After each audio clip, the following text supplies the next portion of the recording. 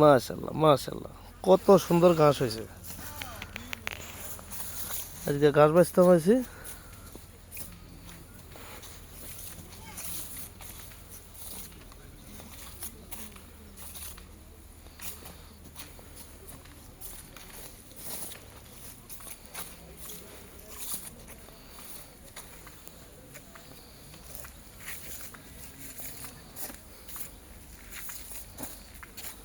ঘাসের অবস্থা, প্রত্যেক গাছের গোড়ায় গোড়ায় একটা একটা করে ঘাস।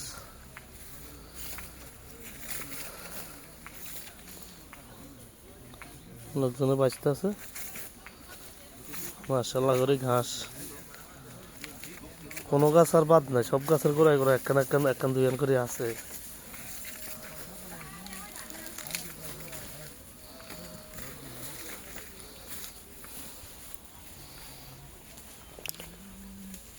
अच्छा तो देख के जब आदमी अपना अपना लाइन देख के